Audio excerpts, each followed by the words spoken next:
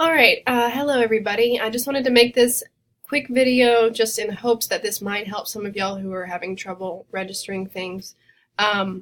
So whenever you purchase your textbook, if you purchased it from the SFA bookstore, what it should look like is a tightly wrapped book. It's actually wrapped twice.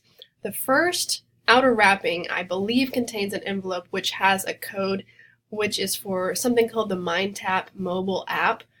Which is a totally optional thing that I will work on teaching y'all how to set up later. That's really not so important. The thing that's important that you guys need should be inside the textbook, which should be wrapped again. Inside the textbook there should be this little envelope deal that says on it iLrn access code. Anyway, so hopefully you were able to locate that. Once you input that book key, and you input our course code. The course code is, it's several numbers and letters long, and I put it on the D2L instructions for iLrn under the introductory module. And once you get that set up, you should have something that looks something like this. It will have your Spanish course that you have registered for, whether you're in section 500 or 501 or whatever section you're in. And you have the book. So what you should do is just click on the book. And then this screen will pop up. And your important screen is your assignment calendar. You can look at it by chapter, and you'll see all of the assignments for the chapter. You can look at it by date, either way. So far what's assigned is things that are due on the 21st. If you, for some reason, are not able to complete all those by the 21st, that's fine because we're just in the preliminary chapter. I'm intended for this to be more practice. Once we get to chapter 1, that's where your grades will really start to count. So capítulo 1, 2, 3, y 4, those will be your big homework grades. So once you see this list of assignments, just click on it.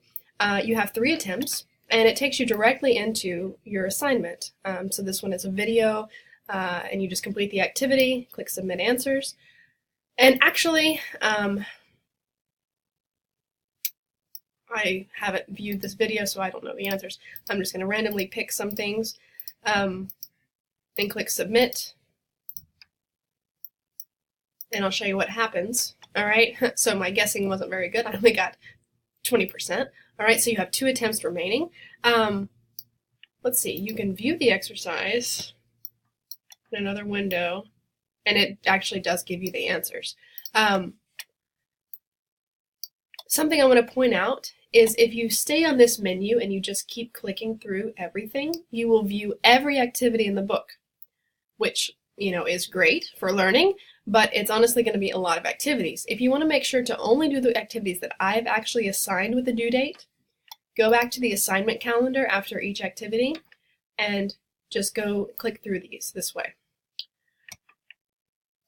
Yeah, and that's it. So you should be able to view your scores right here. And then other things that might be useful to you, self-tests later on in the semester once we finish chapter 1, chapter 2, chapter 3, and chapter 4.